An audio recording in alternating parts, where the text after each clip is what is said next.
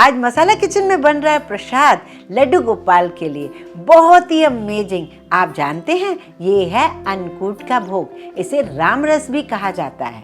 तो आज हम उसे बनाएंगे क्योंकि ये बिना प्याज, बिना लहसुन, बिना टेंशन के होता है और घर में जो भी सब्जियां हैं इसमें डाल सकते हैं। आप सबको आसान खाना सिखाना मेरा मिशन है। मुझे सपोर्ट करने के लिए चैनल को सब्सक्राइब कीजिए, वो भी फ्री में। आपने कहाँ खाया है इस प्रसाद को, कब खाया है, कैसा लगा है, उसकी याद आई कि नहीं, मुझे कमेंट करके जरूर बताइए। बहुत ही बढ़िया बनता है। दिवाली के बाद ही दूसरे दिन से ये प्रसाद लगना शुरू हो जाता है भोग, और फिर भैया दूज के दिन भी बना सकते हैं। कभी भी बनाइए, इसका भोग लगाइए और सारे घर को एंजॉय करवाइए।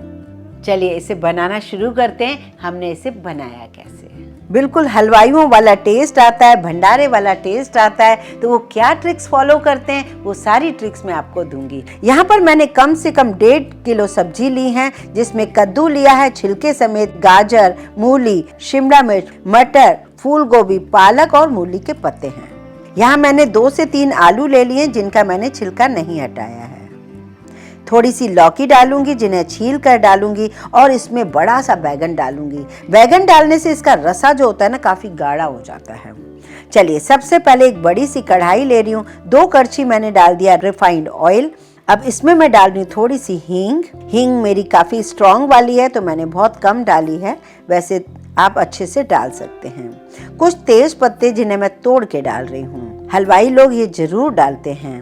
1 से 1.5 चम्मच मैं डाल रही हूँ जीरा। जीरे को हम चटकने देते हैं। अब इसी कढ़ाई में मैं 1 चम्मच डाल रही हूँ हल्दी, और फटाफट से ये धुली हुई कटी हुई सब्जियां डाल रही हूँ। आलू और कद्दू का छिलका न हटाने से उसका टेस्ट बिल्कुल हलवाइयों जैसा आता है। 1 बाय 1 सारी सब्जियां इस कढ़ाई के अंदर डालते चले जाइए। और मैंने यहाँ पर लौकी और बैगन काट के भी इसमें डाल दिया है। कढ़ाई पूरी फुल हो रही है लेकिन नीचे धीरे धीरे दबती जाएगी। अभी तो इस कढ़ाई में बहुत कुछ खजाना डलना है। यहाँ मैंने आधी कटोरी पानी लिया है, उसमें 2 चम्मच नमक डाल के इस तरीके से डाल रही हूँ। उससे क्या होगा, ये सब्जियों का पानी अपना भी होता है, और ये नमक वाला पानी जब डाल देंगे तो धीरे धीरे पकेंगी और सब्जियाँ नीचे होती चली जाएंगी। इसमें कोई अभी टमाटर वगैरह बिल्कुल न डालें जब तक कि आपकी सब्जियाँ पूरी पक न जाएं। यहाँ मैंने 4-5 टमाटर ले लिए हैं। बड़ा सा टुकड़ा ले लिया अदरक, जिसे मैं छील के ग्रेट कर लूँगी। 5 से 6 हरी मिर्ची बारीक काट लूँगी। इसमें परवल, काचरी और काफ़ी सारी चीज़ें और भी डलती हैं, जैसे खटाई के लिए इसमें आंवला भी डलता है। मेरे पास आज आंवला नहीं है तो मैंने नींबू रखा है। अगर आप चाहें तो नींबू डाल दें, नहीं तो अमचूर पाउडर मैं डालने वाली हूँ। इन सारी चीज़ों को मैं कट कर लेती हूँ और सब्जी को एक बार चेक करती हूँ।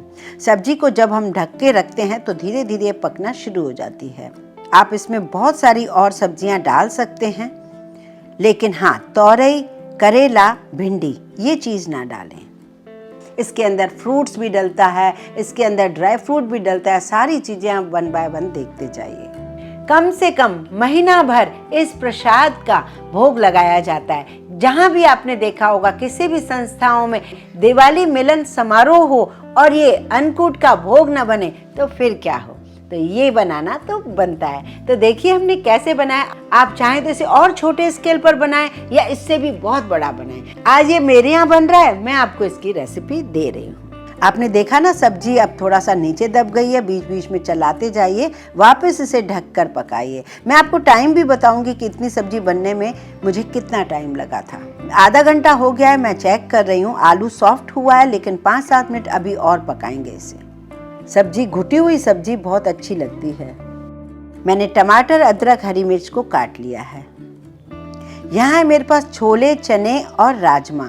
इसमें दालें भी डाली जाती हैं। तो मैंने इन तीनों चीज़ों को, ये तीनों चीज़ों को मैंने 1 कटोरी भर के रात को भिगा दिया था और सुबह नमक डाल के इसे बॉईल कर लिया है। ये भी इसी सब्जी के अंदर जाएगा। इन सारी सब्जियों को एक बार चेक कर लीजिए कि फाइनली ये सब्जियां अच्छे से सॉफ्ट हुई हैं कि नहीं। बीच में थोड़ा सा होल कर दीजिए। अब डाल दीजिए टमाटर। टमाटर को अंदर दबा दीजिए जिससे टमाटर भी पक जाए और ये सारी सब्जियां अच्छे से मिक्स हो जाएं इसके साथ। अब इसी में डाल दीजिए ग्रेट किया हुआ काफी सारा अदरक, हरी मिर्ची।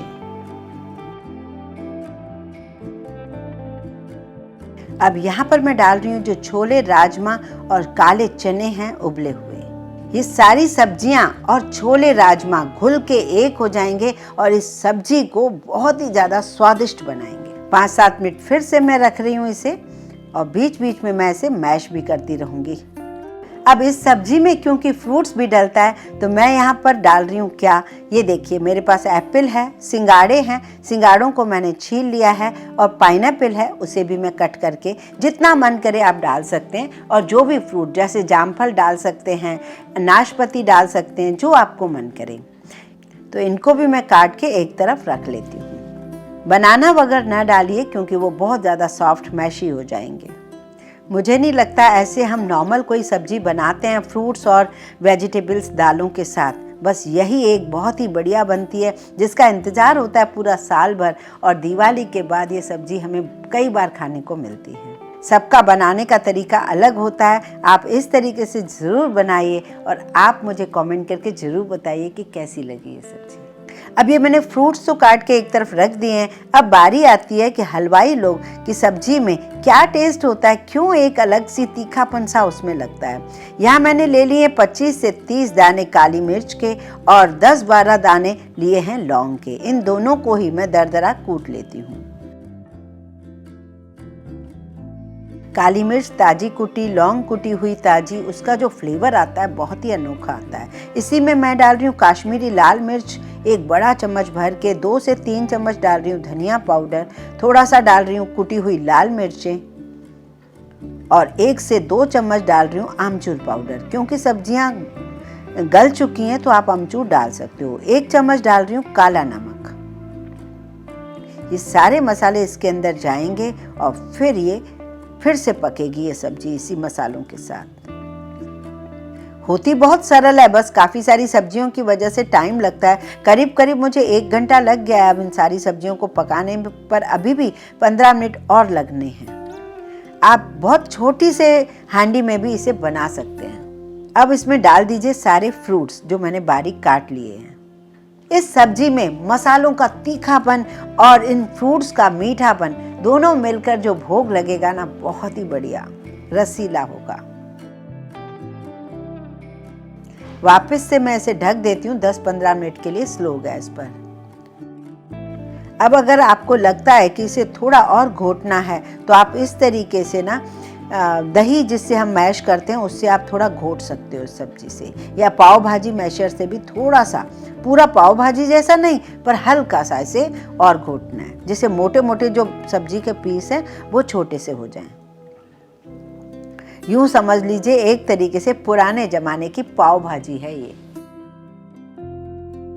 अब यहाँ पर मैंने 2 चम्मच कसूरी मेथी को सेक लिया है जिसे मैंने क्रश कर लिया है। हरा धनिया है और 1 चम्मच है गरम मसाला। इसकी कंसिस्टेंसी भी बिल्कुल परफेक्ट है। पूड़ी के साथ हमें ऐसी ही चाहिए होती है लिपटी हुई सब्जी। अगर आप चाहें तो 1-आध कटोरी पानी की और डाल सकते हैं। यहाँ मैंने हरा धनिया, कसूरी मेथी और गरम मसाला डाल दिया है।